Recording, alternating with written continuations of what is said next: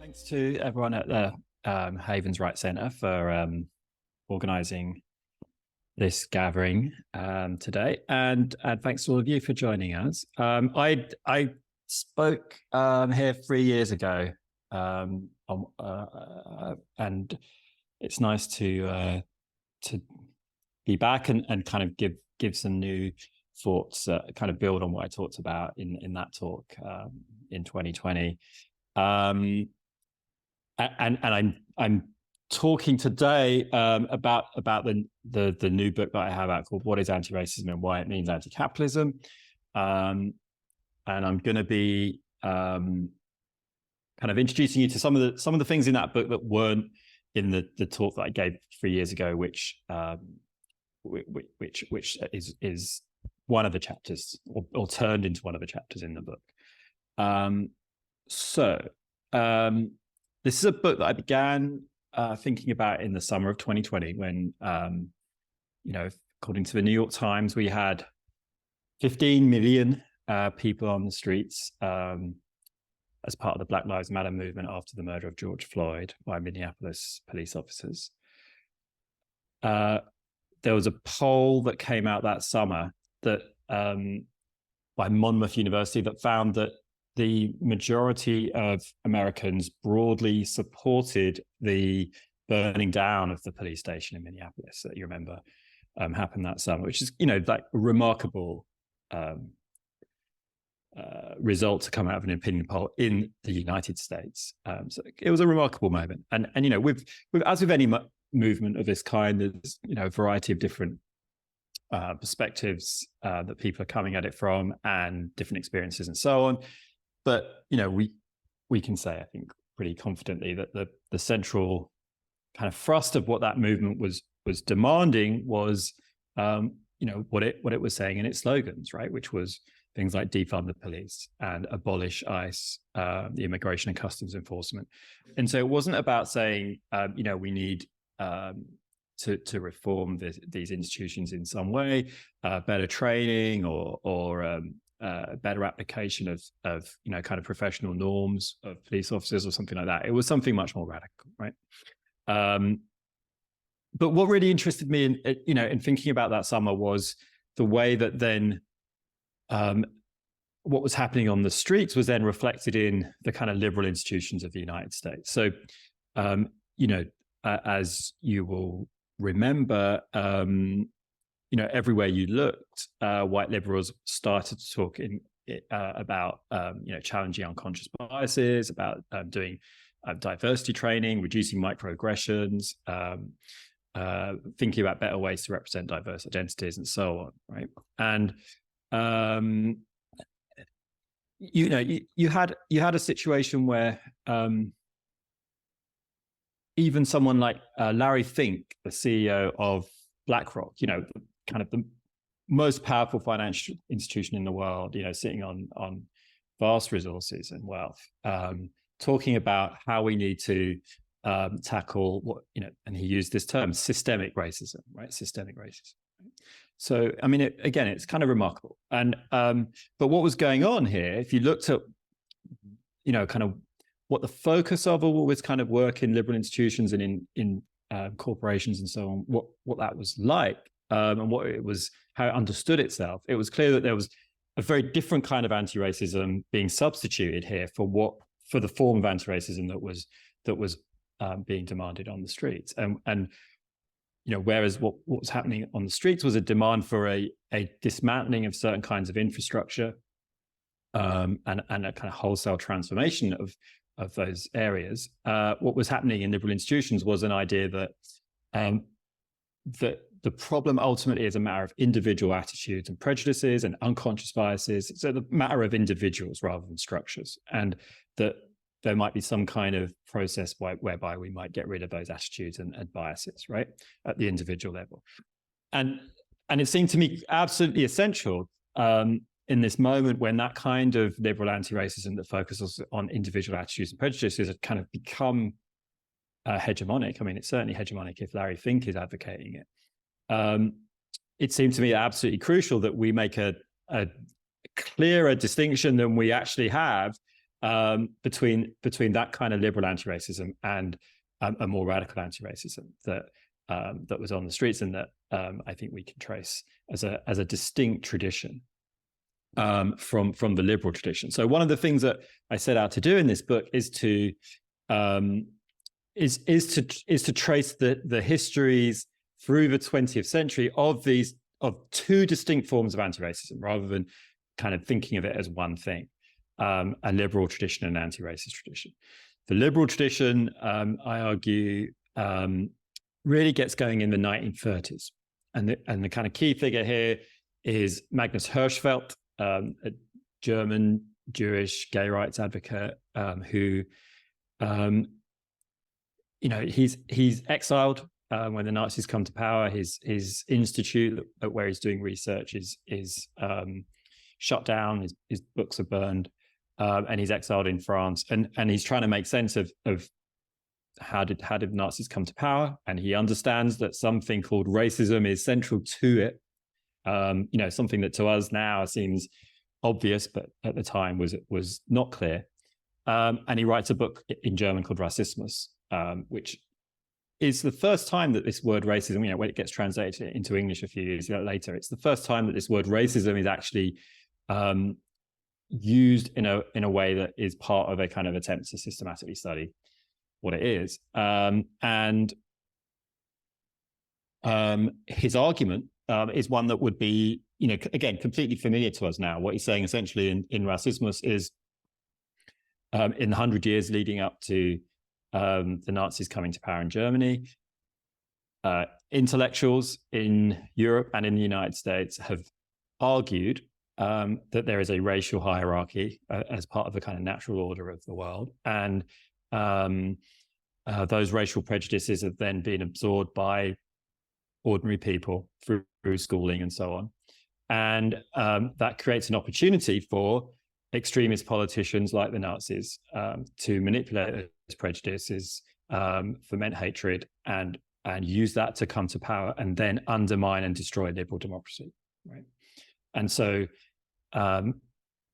the anti-racism that flows from that story is there is a responsibility on the part of liberal elites to engage in a process of kind of education in the broadest sense, to educate ordinary people out of the prejudices that have been placed in their minds, and to demonstrate to ordinary people that these beliefs now, by the 1930s, 1940s, are irrational because the science has gone in a different direction, right? And so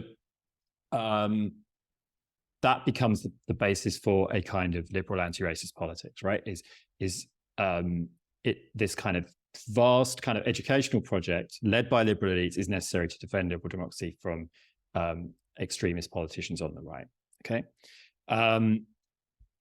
And I think there's a direct line from those kind of arguments that Magnus Hirschfeld is making.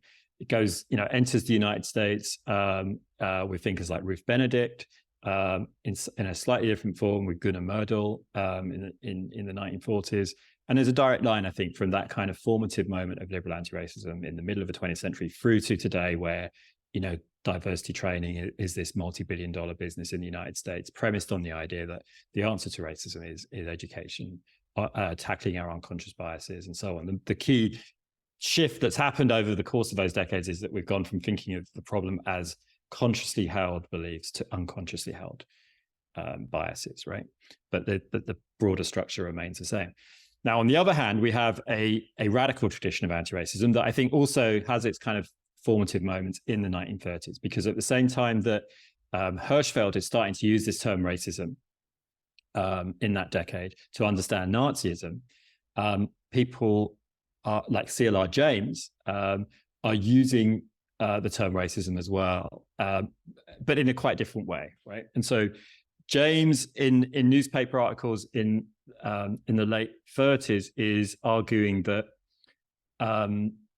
racism is about how economic resources are distributed differently across racial groups, right? And his kind of focus is British colonialism in Africa, and the way that in the social structures of the British colonial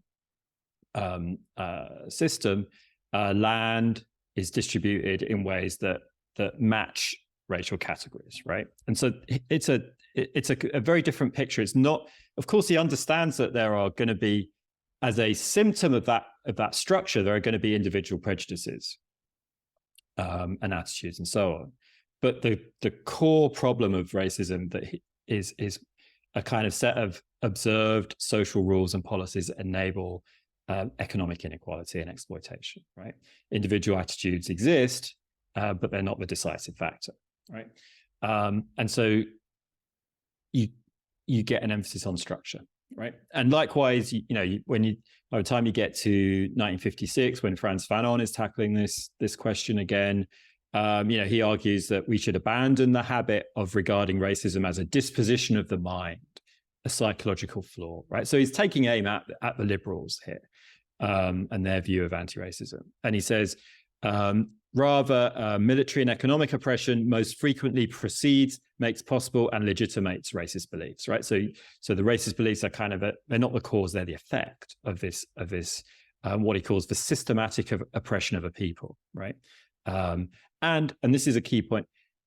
And he says that oppression, that system of oppression, can continue even if a majority of the citizens in a society don't hold the racist beliefs that are connected to it, right? Unconsciously or otherwise, right? So not only have the liberals got the causation the wrong way around, but in fact their focus on individual attitudes is misplaced for another reason, which is actually you can have structural racism even if most people in a society don't even have the racist beliefs that would legitimize that oppression, right? Now, so radical anti-racists are going to argue that the only way to fight this oppression is to build organizations, autonomous organizations that have collective power so that you can dismantle these social structures, because you can't dismantle a social structure with vested power interests and so on through persuasion or through education. You change it through collective struggle, right? And they also, in quite a variety of ways, right? I think sometimes we miss the radical anti-racist tradition thinks about racism as connected to capitalism, and obviously a huge amount hangs on how we understand that connection between racism and capitalism, and that's what I got into 3 years ago in talking about racial capitalism. But for some of them, racism is connected to capitalism because it weakens the class struggle by dividing white workers from the rest of the world, from the rest of the world's working people. But in other ways, race might provide a kind of means by which capitalism can more intensively exploit certain categories of people, right? Certain categories of work, whether that's enslaved peoples or colonized peasantries or indentured workers or migrant workers, right? And we can get into more of that in due course. In the book, so I tell the story of these two traditions of anti-racism through the 20th century. I show how each of these traditions is actually using the word racism in a different way. The great innovation of the liberal tradition, and this is something that I think you see most strongly for the first time with Ruth Benedict's work. So what she's doing for the first time, I think probably, is using the word racism to actually put under the same category three things that previously would have not been seen as necessarily the same social process, right? So one would be anti-Semitism in Europe, that obviously is bound up with the Nazism. The other is the oppression of people of African descent in the Americas, and then the third is the kind of European colonialism across the world, right? And so what she's doing is thinking of racism as something that connects those three. And how does it connect them? It connects them because the doctrines that legitimate those three forms of oppression are similar in that they each invoke some notion of racial superiority, right? And so again, it's centered on doctrine, right? That's what the liberal tradition is about: belief, doctrine, and what people like Fanon and C.L.R. James are saying is not the central thing, right? That's the liberal tradition. I think, as and it's getting critiqued even in this point in the mid 20th century when Ruth Benedict is writing her stuff on race. Trinidadian American sociologist Oliver Cromwell Cox writes in 1948, the problem with the liberal version of the word racism is that, and this is his quote, most people who use the term conceive of it as a racial ideology or philosophy of racial superiority, right? Doctrine, belief, right? But in addition, they usually make the implied or expressed assumption that racism is the substance of modern race antagonism. This almost always leads to confusion because it ordinarily resolves itself into a study of the origin and development of an idea rather than the study of social facts and situations, right? So it's an attack on the idea that you can understand racism through your analysis of the origin and circulation of racist beliefs rather than of racist social structures, right? And so the as we kind of roll through the decades into the present day, those kind of basic principles of the liberal tradition remain in place, and right through you have this assumption that political and cultural elites have a kind of heroic role to play in challenging racist prejudices and thereby saving liberal democracy from the threat of extremism, right? And the sort of story of liberal anti-racism is really the story of the various techniques that they try to deploy to carry out this kind of moral project, this top-down project of unmasking these kind of false ideas and rooting out these improper attitudes, right? And to some extent, that has given us some progress, right, in improving interpersonal relationships, right? It has given us some progress. But my argument is that in the era of neoliberalism over the few decades, that approach to anti-racism has become powerless against the new structures of racism that have been erected over this period. And that's what we're going to come to in a moment. Now, the radical alternative to liberal anti-racism, as I say, we can talk about people like C.L.R. James, Franz Fanon, Aimé Césaire, all of whom link the term racism to the structures of colonialism and give us, I think our idea of structural racism really comes from that line of thinking, right? And of course, they understood that there are individual racist prejudices and attitudes and dogmas and doctrines, but more significant to them were the ways that land and labor and rights were socially and politically organized through racist structures that had a kind of independent coherence and necessity to them over and above individual prejudices, right? So now for that argument to make sense, you've got to get into explaining, well, what exactly is this structure that you're talking about here, right? And of course, the word structure is a slippery term, right? Does it mean some kind of assembly of connected elements organized according to some single design or purpose? Does it refer to some kind of set of laws that shape human behavior that operate at a kind of deeper level than the ones that we legislate? When you've got a situation where Larry Fink, the CEO of BlackRock, is talking about systemic racism, and so is Franz Fanon, using the same terms, you've obviously got to get very much more precise about what these terminologies might mean, right? And I think the best place to start is by thinking about this question of neoliberalism that I mentioned a moment ago. And I think here we need to think about the standard story that we have of neoliberalism, which I'd say since the beginning of the century has become. It's become a very familiar story that we've told many, many times in many different ways, right? This kind of standard story of neoliberalism that I imagine you pretty much all know, which is,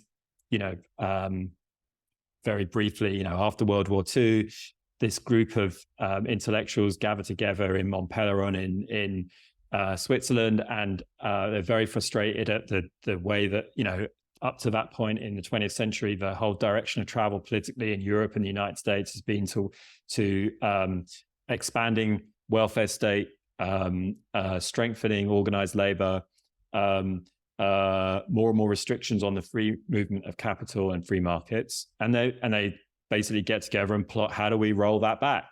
And start to develop the neoliberal intellectual tradition. They start fanning out to the University of Chicago, to the Institute of Economic Affairs in London, and so on and so on. They don't get anywhere for a few decades. 1970s, the kind of various dimensions of a kind of organic crisis of capitalism. They take advantage of this crisis moment to start to gain political power to roll out implementation of their ideas. In the 1970s, then by the 80s, we get, Thatcher and Reagan, bringing us the neoliberal world, which we all know and hate, to full effect. And so it's out of this moment of a crisis of profitability in the 1970s, late 60s, early 70s, perhaps, rooted in the growing strength of organized labor and the broader left in Europe and the United States, that we get the crisis that leads to neoliberalism, right? That's the argument, right? And I think there's many people who give this argument in different ways, but David Harvey would be the most prominent here, right? And some, I think something like this story underpins the Jeremy Corbyn movement in Britain, the movement around Bernie Sanders in the United States. It's and that speaks to how powerful this story has been, how generative it's been, right? And it's enabled us to bring large numbers of people into a kind of left politics and a revival of left politics that I think we've had over the last decade, right? And that's been great. But as Fanon said of Marxism, when applied to colonialism, it needs to be stretched, right? That story needs to be stretched to actually bring in some other things that it doesn't touch on, right? What do I mean here? So the first thing is that the sort of standard story of neoliberalism leaves out that the impetus for the neoliberal turn came as much from decolonization in the third world and black struggles in the United States as from the power of the white left in the West, right? So if you think back to that moment in the late 60s and early 70s, in 1969, the Pentagon counted 50 armed movements for national liberation in the third world, right? And Iqbal Ahmed, the great Pakistani political analyst, described it as what was going on in the world at that time as a triple revolution. And when he's talking about movements in the third world here, right? A triple revolution: political, social, and economic, with an unprecedented actual and potential involvement by the majority of the people of the world, right? For the first time is what he means, right? And this was a movement that pointed towards the redistribution of wealth internationally, not just the redistribution of wealth within countries in the West, right? So at this point, if you study what the neoliberals are writing, they are saying to themselves, it's bad enough that we've had to concede the welfare state in, say, Britain, right? So that now healthcare is provided by the state rather than the free market. That's bad enough. But now it seems like what's on the table is the demand that there's a kind of welfare state for the whole world provided by the wealthiest sections of the world's population, right? And so it's a dramatic expansion of the thing that they've already had to concede. And the idea that might be where we're heading is making them deeply anxious, right? Calls, by the early 1970s, you have the United Nations General Assembly actually, enshrining the right of countries to nationalize foreign-owned assets, right? So this is aimed, thinking of newly independent countries in the third world, saying, well, we're going to nationalize the oil, we're going to nationalize the canal, etc. And you have the United Nations General Assembly recognizing the right of countries that have been colonized to have reparations, right? And so these calls for the redistribution of wealth from the West to the third world were described by Friedrich Hayek as applying obligations across the whole of humanity that are appropriate only to the fellow members of a tribal group, right? So he's opposing it. And across this literature of neoliberal writing, you see that organized labor in the West is presented as an equivalent threat to third world national liberation movements. Like the two are kind of seen as interchangeable threats, right, to their vision of where the world needs to go. So Lionel Robbins, for example, says, the mines for the miners and Papua for the Papuans are analytically similar slogans, right? They're kind of organized labor and national liberation is interchangeable in a way.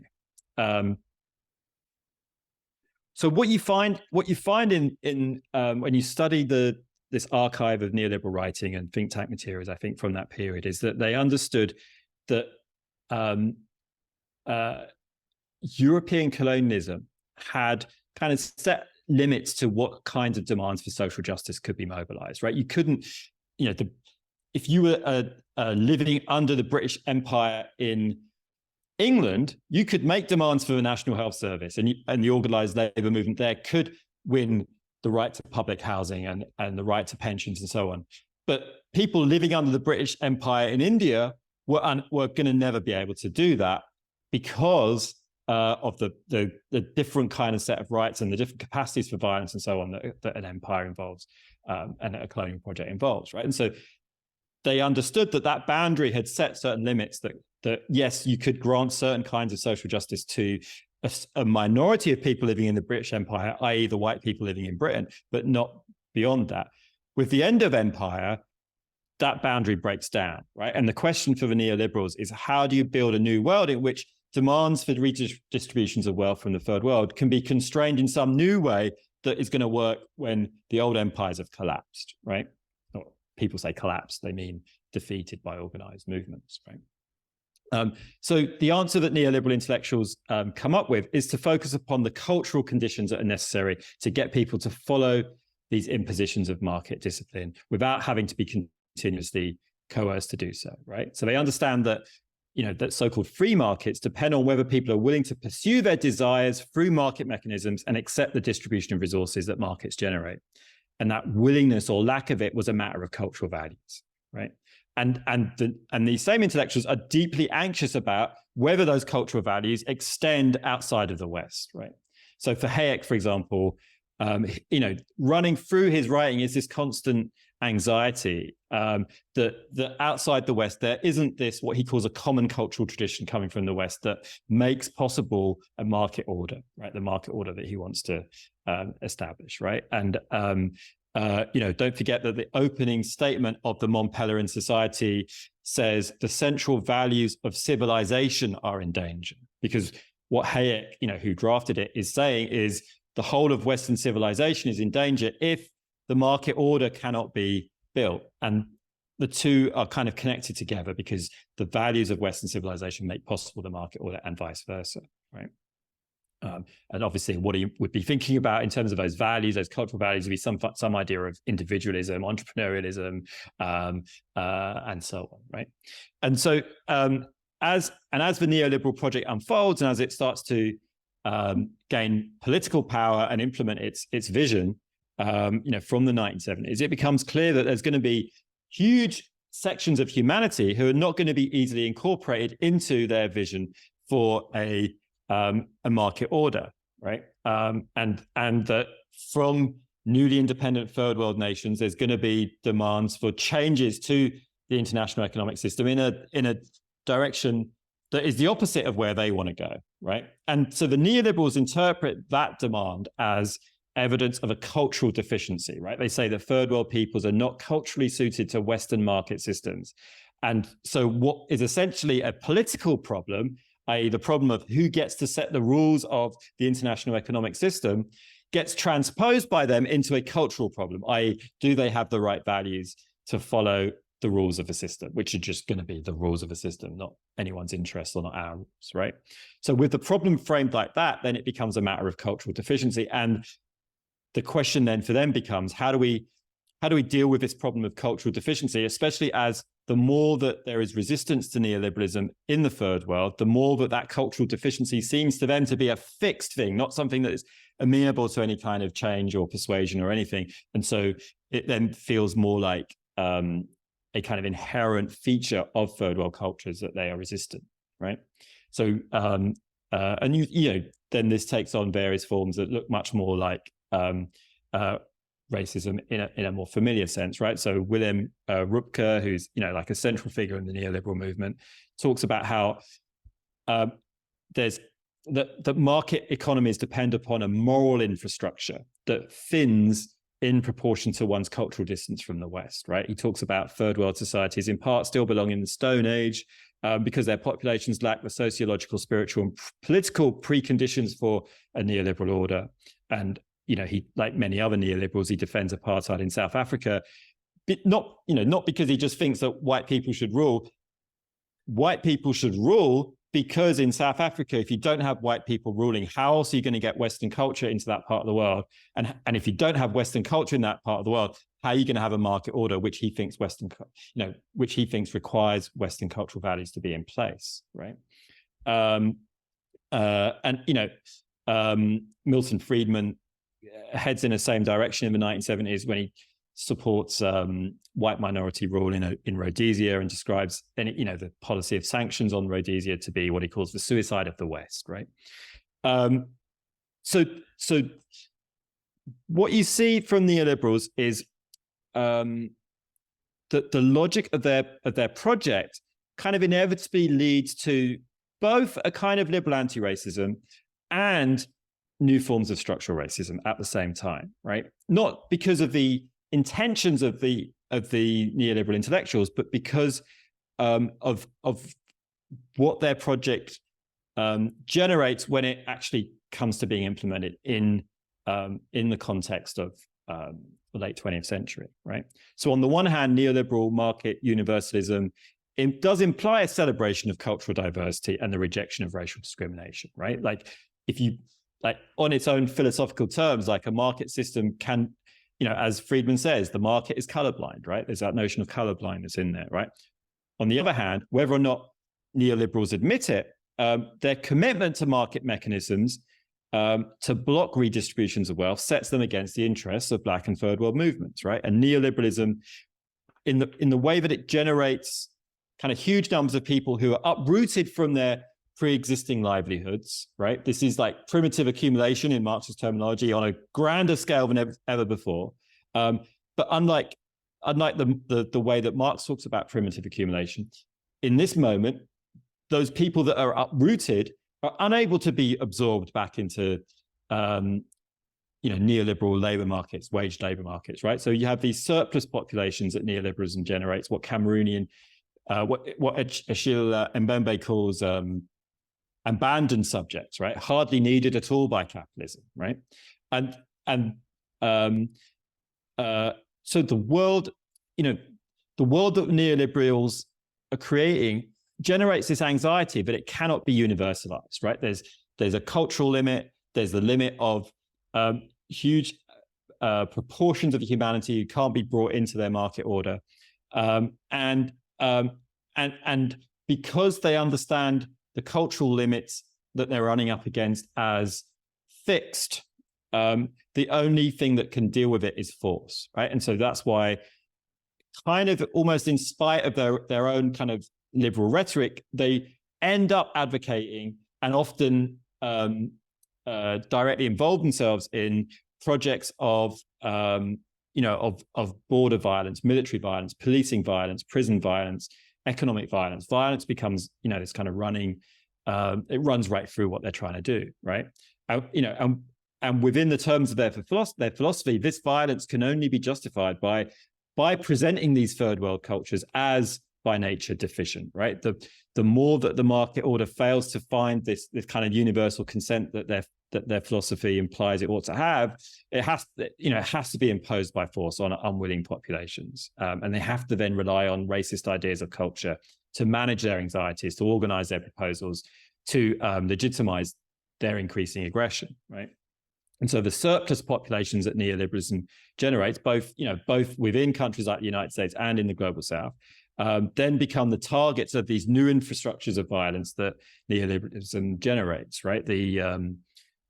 It's they who make up the tens of thousands who die in a kind of death by policy through immigration laws in the Mediterranean.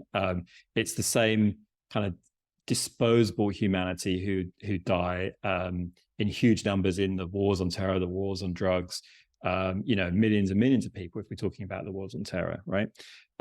Within the United States, it's broken windows policing and mass incarceration become the modes by which surplus populations here are managed by neoliberals. And so it's if you look at the think tanks that are advocating, like through this whole period from the 1970s, if you look at the think tanks that are advocating for neoliberal economic policies and neoliberal social policies, they're the same people who are also advocating for the expansion of prisons, for the expansion of policing, for the expansion of the military, for bordering regimes and so on, right? And that's not a coincidence. The neoliberal project has those other elements inherently bound up with it for the reasons that I've been arguing, right? And so as the neoliberal turn rolls out, and neoliberalism is not just creating the sort of hyper-competitive individualist world that is central to the conventional story.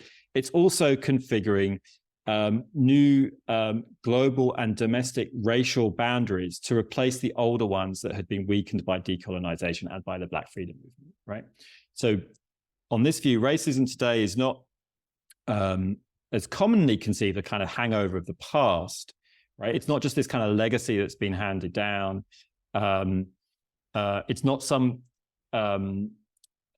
it's not some kind of inherent element in Western culture that's there in the founding of the West and is just in its DNA right through in this kind of unchanging way.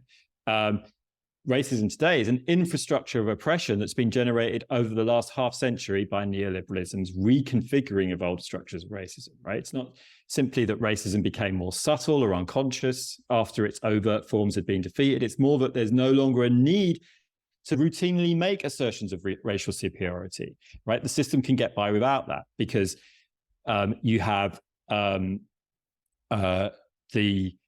market systems that can reproduce racial wealth inequalities without needing to have explicit discrimination in the way that they used to.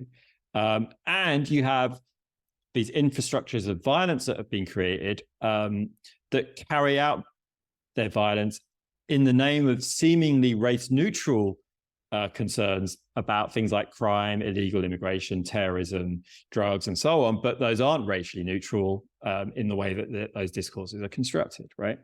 But nevertheless, a kind of liberal notion of diversity and inclusion and so on is completely compatible with this structural violence, right? So you can have white liberals confronting their unconscious biases and doing the work, listening to podcasts, reading the books, doing all that stuff, all they want, but these structures are going to remain, right?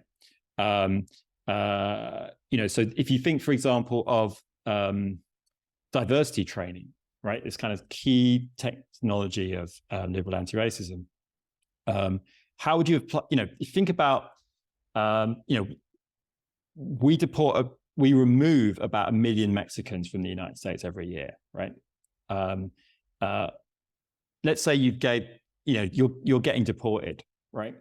The immigration officer carrying out that deportation just had some really great diversity training. Okay, they're still going to deport you. Maybe they're a bit more polite in how they do it, perhaps. But you're still getting deported. Why? Because what's driving that deportation is not individual prejudices or a lack of awareness about diversity. Obviously, what's driving it is not those things. What's driving it is the need to maintain a racial division of labor, right, across the world, so that you have in Juarez, you have people's wages 5 times less than in El Paso, just across a wall, right? That wall needs to be maintained in order for that wage difference to be upheld, in order that corporations can benefit from super exploitation just on the other side of that wall, right? And of course, to maintain that wall requires that it has racial meanings, right?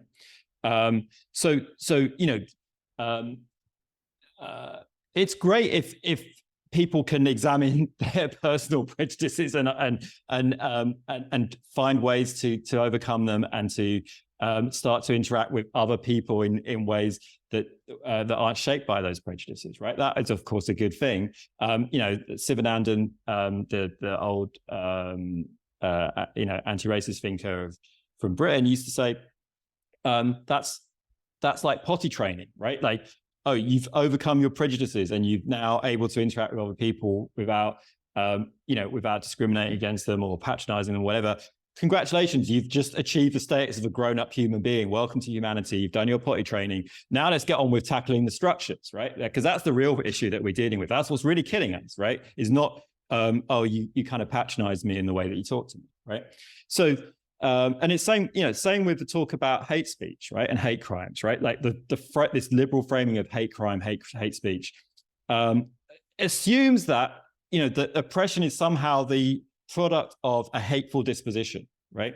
But we have corporate executives, asset managers, lawmakers, government officials, judges, police officers, prison guards, military personnel, immigration officers, who just as a matter of routine day-to-day work carry out infrastructures of racist violence in the name of security and profit. And they don't go around necessarily with kind of hateful mindsets. I'm going to really like try and harm some people of color today. They do it just because it's part of the routine everyday way that these systems work, right? So it's not hate. It's not hatred isn't the key thing here, right? It's about the system, right? But liberal anti-racism has been very good at kind of relocating the problem of racism to the unconscious mind, to the use of inappropriate words. Like we spend so much time talking about the use of inappropriate words, and if you abolish a word, you don't abolish the system that it expresses, right, and the social forces that it expresses. It's not the core of the problem, right? And liberal anti-racists end up absolving the institutions that are most responsible for racist practices by moving the problem somewhere else from where it needs to be. They're very good at getting more people of color into senior positions in the military, but no use at all at getting less people killed by the US military, right? So what we need, if we're going to be doing anti-racism today, means working collectively with organizations to dismantle these racist border and policing and carceral and military infrastructures. It means understanding that the poor of the global South are as equally entitled to the world's resources as the wealthy residents of the North. In the end, it requires us to build an economy of care, not killing, which uplifts all working people, irrespective of color. And in fighting for that, we're going to have to confront not just external forces, but also what lies within ourselves, right? Because capitalism keeps pushing us to be competitive, to trample over each other to get a few more crumbs, right? It breaks our hearts every day. It hardens us. It makes us less human, right? And we're not going to heal ourselves, though, by turning inward and attending to the uniqueness of our pain, right? So as James Baldwin wrote, you must understand that your pain is trivial, except insofar as you can use it to connect with other people's pain. And insofar as you can do that with your pain, you can be released from it. And then hopefully it works the other way around too. Insofar as I can tell you what it is to suffer, perhaps I can help you to suffer less as well, right? This seems to me a really important insight. So, this is one of those lines that is attributed to Gandhi, but who knows if he actually said it. The best way to find yourself is to lose yourself in the service of others, right? We heal ourselves through being in service to a struggle, right? When we come together in movements, there's deep love, there's deep joy. And that's because we're able to feel human perhaps for the first time in our lives. And we come to understand that my happiness is bound up with yours, that my growth is bound up with your growth, right? As Gwendolyn Brooks wrote, that we are each other's harvest, we are each other's business. we are each other's magnitude and bond, right? And we have to get rid of the individualism that says that there's some truth about who we are hidden inside of us. Identity is not a truth inside of you waiting to be discovered. It's a creation, not a discovery, right? It's what you create with others. You are what you do with others, right? And I think these are the lessons of our deep and long histories of people's movements. This is how we overthrew European colonialism and redrew the map of the world. This is how we rose up against the police, against the borders, against all the forces that have been killing us. And that's the history upon which we stand and which we continue to fight. The history that tells us that anti-racism does not fragment class struggles, but radicalizes them, that culture is neither a distraction from economic struggles nor a fixed identity that determines who we are, but what we make and renew through our struggles for working people. And because our struggles are unbounded, so is our strength, so is our sense of who we might be. Thank you. Thank you very much, Arun Kundnani, for those really powerful remarks and a truly uplifting ending. We will now proceed to Q&A. Thank you for the talk. And I've just finished reading the book, which I think is fascinating. But there are a couple of issues that come up, and that came up in the talk just now, about the difference between neoliberalism and the idea of a racism that has emerged over the past 50 years or so. So my question really is, in what way is this different from the kind of racism that was emerging in the early years of capitalism? In that, when capitalism first emerged as a system, which I think was racist from the start, it always talked in terms of everyone's equal, everyone's the same, and we're setting up a level playing field for everyone so that people around the world can compete. I think it was lying, and it had to come up with different systems whereby it would, it would say to people, this is why Black people are not equal, because, and then this is where racism came in. So my question really is, in what way is that system different? And I have other questions, but I think I should stop there. Okay, thank you. Thank you so much for that, Ken. Next, we'll go to Steve. Steve, I'm going to ask you to unmute. Please ask your question to Arun. Well, say thank you very much. Excellent talk. A question I have is, you mentioned that neoliberalism didn't need open racism as much and so forth, but now we see the rise of right-wing populism, Trumpism, et cetera, et cetera. What do you make of that? Where's that coming from? And just to, it seems the Democrats seem to be willing to go along with the old form of not open racism, whereas some of the Republicans are moving towards more open racism. So what's that from? And the other thing is, I just wanted to mention that the thing about Western civilization was really interesting, because one of the main right-wing groups in the United States today, the Proud Boys, actually admit people of color to their group. In fact, their leader is going to be put in prison, was a person of color. But they really stress Western civilization. So basically what they're saying is, people of color are okay as long as they go with our white Western values, that kind of thing. So thank you very much. Yeah, thank you, Ken and Steve. So, I think if you move to in answer to your question, Ken, about what the difference is between what it looks like today compared to what it looked like in the kind of formative period of capitalism. I think if you go to a sufficient level of abstraction, you can probably make the case of emphasizing those similarities, right? And I think and I think that's one part of the story here, right? Is capitalism, even as it changes quite dramatically and takes on very different forms, it always requires some form of social differentiation, like racism, to stabilize it, right? I think wherever you see capitalism, you'll see something like that. But then when we get into the detail of this, I'm afraid we are living on the question of race, we are living in a radically different world, I think, than even 100 years ago, right? I mean, it makes a massive difference if you're in a world in which anti-racism, right, in albeit in a liberal form, is the official mainstream story, right? That's different from 100 years ago when the opposite would have been true, right? And yes, there is a certain sense in which there's always been this discourse of within capitalist ideology of we're all individuals, free to enter into the market system and contract in any way we want. But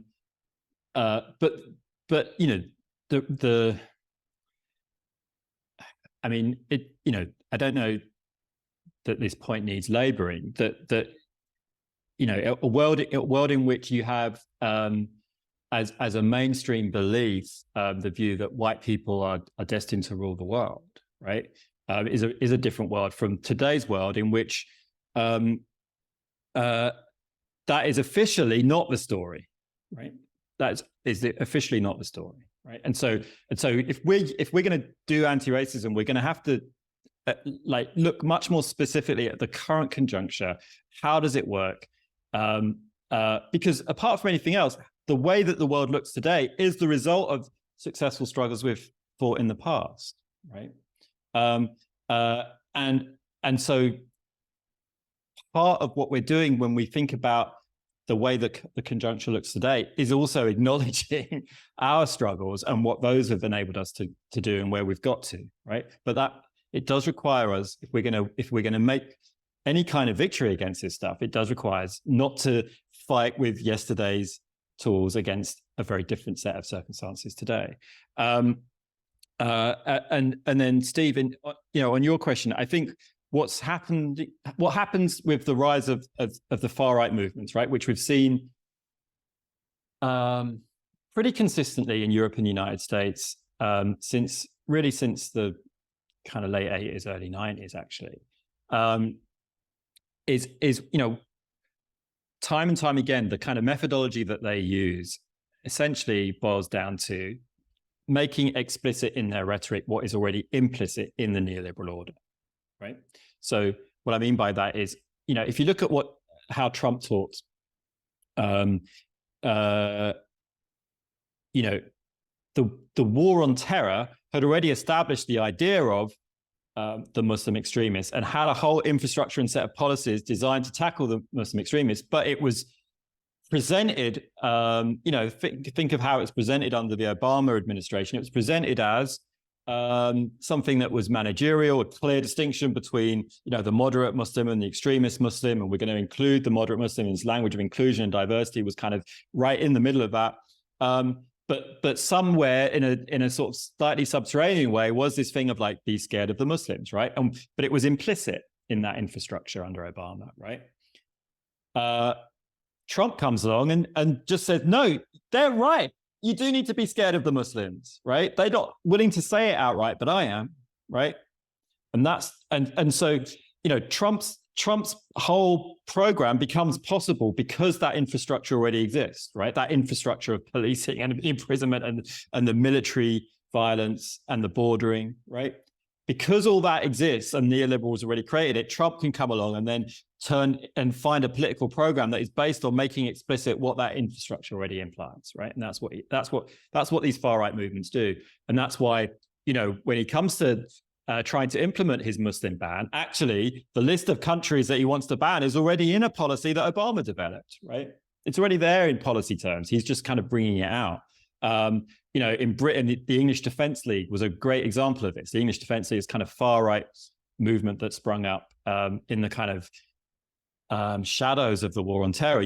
What it was doing was taking official British counterterrorism policy and just saying, well, yeah, we also think there's a problem with Muslim extremism. And the only difference between us and the government is we're going to actually implement this ourselves on the streets rather than trust the governments, the agencies of the state to actually do it in the way that it needs to be done, right? And so, there's always that kind of far right politics is an appropriation of neoliberalism, actually, right? Thanks so much for that, Arun. So we have two questions via chat. One from Danny, who writes, "Thank you, Arun, for the great talk." He's a fan. You said something along the lines of, "We don't need assertions of racial superiority as neoliberal structures are in place to maintain racism. but are we seeing resurgence of white supremacy, et cetera, because the neoliberal project is unraveling? Thank you. And then Diane Feely writes, at least in the US version of racism, it seems that racism was invented to divide white indentured servants from blacks who had been taken from Africa because Enlightenment values meant the old hierarchy of God, king, subject was breaking down. So indentured servants got better conditions and were able to live beyond the term of their indenture while blacks became enslaved. So the Enlightenment values is the equal colorblind. So U.S. racism had to develop. What do you think of that analysis? Okay, thank you both. Yeah, so I don't think, like when we talk about a kind of resurgence of white supremacy, then I don't know if that's the right phrase that I would think captures this, right? Because, so firstly, if you're talking about so white supremacy is both a doctrine, a set of ideas, right? And for some people who use the term, also a structure and a set of social relationships, a power relationship, right? It's both those things wrapped up in that word. And we kind of have to separate out those two things, I think, if we're going to unravel what's going on here, right? So white supremacy resurgence, well, if you think about like white supremacy as a power relationship, as a set of structures, I'm not sure that it went away to get a resurgence, right? It just took on different forms that are kind of like harder to see, and kind of didn't, and as I was arguing, don't require this kind of explicit assertion anymore. But certainly, in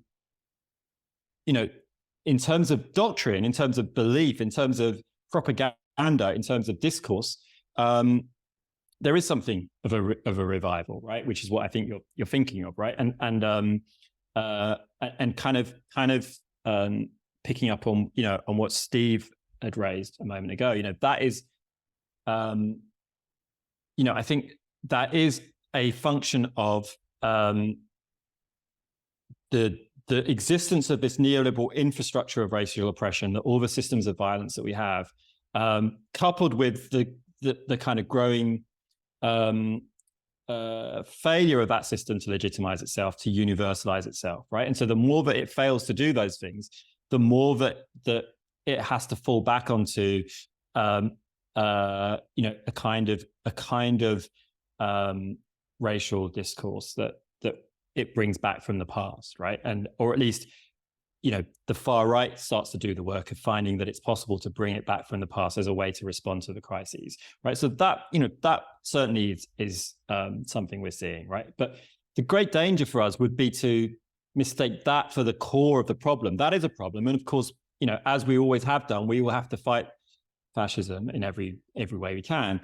But we shouldn't confuse that to think that that is the sum of the problem of racism, right? Because otherwise we'll lose sight of the more substantial set of structures that make possible that fascist revival, right? And then in terms of this question of like the invention of racism, Enlightenment values, indenture and enslavement and so on, right? So like I think there's many candidates, right, for this kind of founding moment when racism gets invented, right? And you can talk about this 1619 moment in when the first enslaved people are brought to Virginia.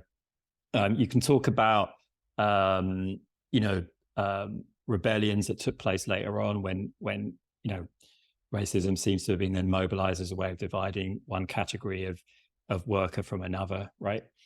You can talk about going further back. You can talk about you can talk about the Crusades. You can talk about the Battle of Tours in what was that? It's like 7th century or something, when the concept of Europe is first created. Some people want to go back to Aristotle's defense of slavery as like the founding moment, right? So, okay, that's we can have those debates about which candidate you like the best, but it seems to me that there is a deep and long history of race, but it changes in a pretty fundamental way once you get into capitalist modernity. And capitalism, as I was saying before, by its nature requires some form of social differentiation and oppressions linked to that in order to stabilize itself. And that's when it goes from being something that is kind of ad hoc and kind of unsystematized into something that is a routine and systemized part of society, right? But here's the thing: is we spend a lot of time trying to talk about like what was this founding moment, this origin moment of racism, as if it will help us understand what we're dealing with today and help us struggle against it. But I think we exaggerate the extent to which we need that information in order to take on what we're facing now. Because my argument is, what we're facing now is very much a product of the last few decades. And we actually should be looking at what's happened in the last 50 years a lot more closely, rather than looking at what happened in 1619, right? Which historically interesting and important in some ways to challenge the mythology, the historical mythologies that the United States has created about 1776 and so on. It's useful in that sense, but it actually doesn't tell us as much as we think it does about the structures that exist today and how we fight them. Because racism always changes its shape. It's the structure of it is always moving as we fight against it and force it to take on new forms, right? And that's what we miss if we kind of flatten out history in this way and just think that it's basically the same thing right through, right? It's not, I'm afraid. Ricardo Rosa writes, great lecture.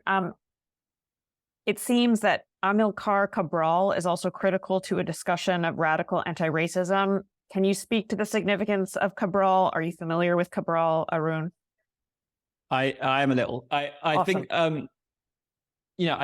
I think we all should read Cabral. And what Cabral gives us probably more than anyone else is an argument about how we can understand the question of culture in relation to these questions of struggle, right? And so I talked a little about the kind of the ways that a certain notion of culture was mobilized by the neoliberals, right? And I talked about how for us on our side, culture is not this kind of fixed thing that stays the same, but it's actually something we constantly recreate and make and travels through our struggles, right? And that's what Cabral is very good at capturing. And he talks about culture as the seed of opposition, right? Like the often you'll find in the history of our struggles that we have a kind of cultural moment before we have the moment that has a more political meaning, right? And so he's very good on that. We should be reading about that. Wonderful, thank you. Maren has already known what I was going to ask them to do. So Maren, please ask your question once I get you to unmute. Hi, I'm Maren Spolum. Hello. A PhD student at the University of Michigan School of Public Health, thinking about neoliberalism and the social patterning of racial health inequities in the US. And your work has been so helpful and influential for me. And so I guess I was wondering if you could speak more, thinking about one of the last points you just made and the work in the book that you're writing now, about this sort of like interchange of ideas between third world activists and writers about structural racism and folks in the US, the more radical thinkers, not the Ruth Benedicts of the world, but an exchange of ideas between those two as right. structural racism was developing in the US. Thank you. So so it's a really interesting thing to think about, isn't it? Because I think we often don't see how much traffic there has been between those struggles in Africa and Asia and the Caribbean and Latin America and struggles in the United States, right? Intellectually as well as in terms of immediate struggle. So I think there's a particularly in the kind of middle decades of the 20th century, right? You have these people. CLR James is moving between the Caribbean, between Britain, between the United States. Like so many others,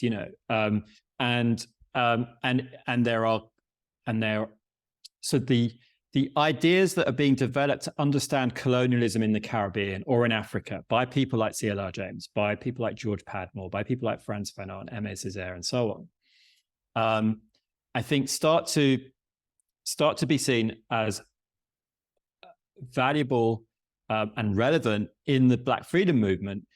Right through that period, right? And the reason is because there's this goes right back to the 1920s. there's always been this argument amongst a certain strand of the Black left in the United States that the Black struggle in the United States is a national liberation struggle, right? It's not a struggle against discrimination or a struggle for civil rights within the United States, but it's a struggle for national liberation, therefore analogous to the struggles of people in the Caribbean or in Africa to free themselves from European colonialism, right? And so then, if that's true, the methods you might use to take on racism in Kenya are also going to be the methods you might use to take on racism in California, right? So then we want to be reading, what are the Mau Mau doing? What is someone like Fanon saying about the struggle in Africa that we can use in Harlem or in Los Angeles, right? And that's what you see, obviously. You see the beginnings of that in the 1940s and 50s, but then very much so with the Black Power movement in the late 60s. For most of them, what they think they're doing is applying within the United States the same things that have that generation of activists has grown up.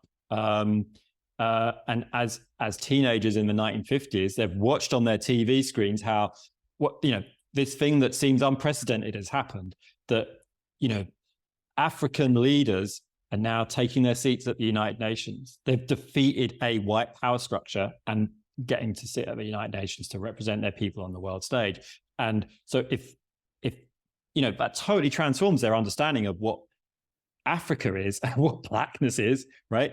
And so then they're like, okay, well, why, if that worked there, we can do that, right? We can do that. And so, there's a whole intellectual traffic around, which takes on all kinds of different forms around then, well, let's start reading those guys over in Africa, right? And let's start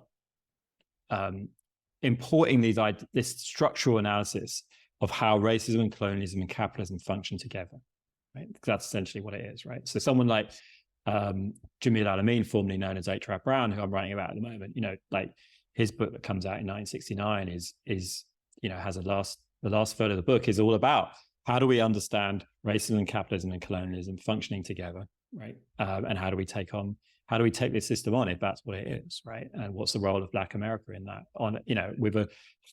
So he understands what he's doing as part of this global struggle that's happening in Southern Africa and Vietnam and Puerto Rico and Palestine and so on, right? And I think we actually, I think we're still in that place, right? That's still the tradition that I think, certainly for me, is still my kind of philosophical and political grounding, right? It's still in that place. So much for that, Arun. I'll place myself on the stack and ask a question. I would love to know your assessment of the current labor movement. If we assume or believe that the labor movement is one of the only mechanisms or institutions that can challenge capital, and capital is deeply involved in racist constructions, what can the labor movement be doing better? What hasn't it done? What does it need to do to move forward? So that's my question. Then I'll take a question from Chelsea Fairbank, who says, this might be a very simple inquiry. There are no such things. Chelsea, I can assure you. However, since the optic needs to be focused on the militarized and economic structures which continually transform to maintain racial hierarchies and economic asymmetries of wealth, then what are some of the interventions on the structural levels beyond formations of autonomous groups or the potty training, which we also very much love that metaphor, of the efforts of the liberal imaginary? And then finally, I will take Pete Remand, who has his hand up. Pete. Hey, thanks for a fantastic talk. So I've got a couple of interrelated questions. The first one is about debates on racism within academia. For a long time, it was radical scholars like yourself that were putting these questions on the agenda, but finally the academy has to some extent caught up, and studies of racism have to a greater extent come into the mainstream. I'm interested on your take in the sort of recent developments in debates around this. Where do you think this is going? Is this ultimately a good thing? And connected to that, my second question is, what do you think is the most powerful argument against the general thesis that you've been presenting? Is there one that you find compelling? And if so, in what way? Do you find it so? Okay, all right. That's like the interview questionnaire. So what would you consider your worst features? Yeah. Okay. So okay, yeah. So on the labor movement, I think so firstly, like, I think let's not slip into sort of like a sort of one-dimensional view of what the labor movement is, right? So, we have a certain idea of in the kind of European and North American tradition of what a labor movement is and where its power comes from, right? Which is the ability to withdraw its labor, right? And use that as leverage to win things from employers, right? And that's been our, probably the most important weapon that working people have had in those parts of the world, right? And the fact that we're enjoying a revival of the use of that weapon by working people in the United States and in Europe is one of the reasons that I have hope for the world my daughter will live in. The thing to bear in mind is that most of the world's working people are actually not employed in wage labor situations, and so the kinds of struggles that they might engage in might look quite different, right, from what we traditionally think as a strike, right? And so I think we need to have a kind of plurality and openness to all kinds of different ways that we might fight as workers, and then the kind of political question becomes, how do you coordinate between workers in the United States using one kind of tool that has a history here, and workers in another part of the world which might be doing things that are not even recognizable as labor struggles, but actually are, right? And that becomes the kind of political challenge. And I would I'm in no position to pontificate on what the labor movement could be doing better, I'm afraid. But I think that we are at the early stages of a revival of the power of organized labor, right? And we've been needing that for a long time, and as in the as you would expect in the early stages of that, we're having to relearn, and we're having to discover again like how we use these weapons in a slightly different context from the last time they were used to a large degree, right? And so that's a process, right? And we're in that process, but we're heading in the right direction, right? And and then in terms of a completely reasonable question, not an obvious question at all, about what kind of interventions might be made. Like, so first thing is, one of the first consequence of the argument I've been making is the only way we win against this stuff is if we're organized, right? Like Maurice Bishop, the leader of the Grenada Revolution, said, organization is our greatest weapon, right? That's something that we need to hold on to. And so if you're an anti-racist, that means being in an organization, right? Join an organization, right? If there isn't one, you need to set one up. What is that organization going to do? The first thing is bringing together a group of people. And it doesn't have to be a large number of people, right? It could be, if we're honest about it, I think probably, in the 1930s, there were probably about 30 people who were active in trying to fight for the independence of Ghana from British colonialism, and probably about 30 people in the Deep South trying to end Jim Crow, like on a seriously active basis. And yet, within a few decades, both of those things are won. So actually, don't get distracted by like, oh, it's only going to happen when we've got this mass movement. It just needs about 30 people to get together and to to have a commitment to each other, a loyalty to what they're trying to build together, willingness to invest a certain amount of time and energy into building that thing.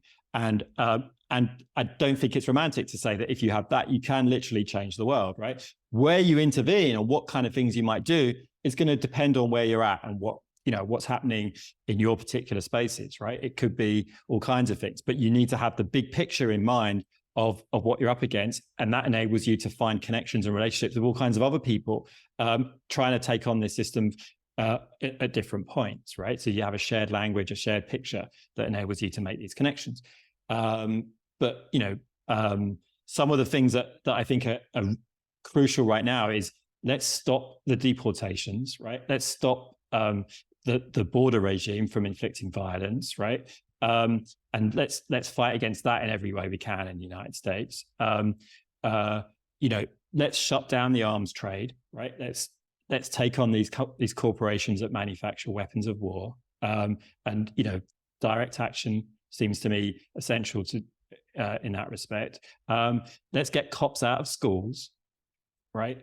I mean, this list could go on and on and on for hours and hours and hours, and it's going to depend on where you're at. If you're a parent in a school, that would be one place maybe to start. I don't know, right? It all kind of depends. In a workplace, there's going to be other things, there's no shortage of points of intervention that need to be made. On academia, the short answer is I think that we, broadly speaking, in a country like the United States, like broadly speaking, the left went into academia because it had nowhere else to go, right? When it was defeated from the 1970s onwards, right? And so what that's meant is, and that's, the far right, when they go on about cultural Marxism and all this sort of stuff, they think that happened because we had this secret plan to take over. It happened because we had nowhere else to go. We don't want to be in, university professors, teaching relatively wealthy college students about Marxism. We want to be winning on the streets and in political power, right? So it's actually not what they think. But we, at least we had some institutional spaces. Otherwise, we wouldn't have anything, right? If I'm right, and we've sort of turned a corner, and we're starting to get more political power, and we're starting to build more kind of organizational power in the United States, then what that means is that we shouldn't continue doing the same things that we needed to do in an earlier period by necessity, by choice now, when we have other choices, right? Most of the people that we want to be reaching to mobilize are not in colleges, right? So if and we need political education, right? So political education is going to have to happen outside of colleges as well as, what we have going on inside colleges, right?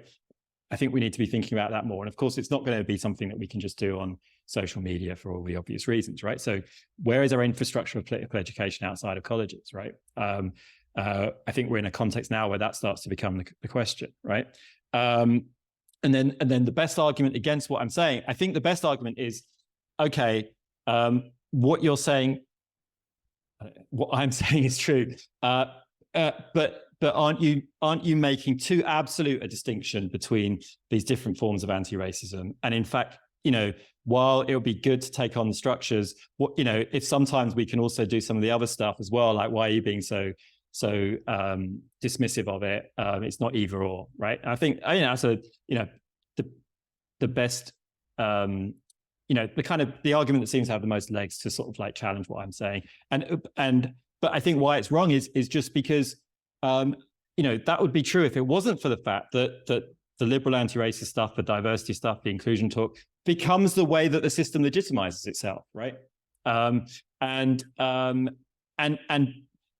also confuses, because we don't uphold that distinction between the liberal and anti-racist, liberal and radical anti-racism. If we don't uphold that distinction, then those of us who consider ourselves to be radical anti-racists can get tarred with the brush of all the mistakes of the liberal anti-racists, right?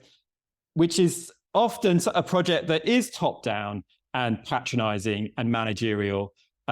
Some of what the conservatives say about that form of anti-racism is correct, but it is preachy, right? Because that's the sort of starting assumption of the liberal anti-racist project, is that there is this kind of irrationality in ordinary people that the liberal elites need to correct, right? Well, that's a problem, right? And our position is not that that ordinary people are irrational. We might despair of the kind of historic failure of white workers to ally with other workers around the world, but we understand that the real irrationality is at the top of the system, not with ordinary people. That's where the real madness is, right? And that's where the real pathologies are. And so, you know, we need to hold on to that and understand that that is the true character of our anti-racism.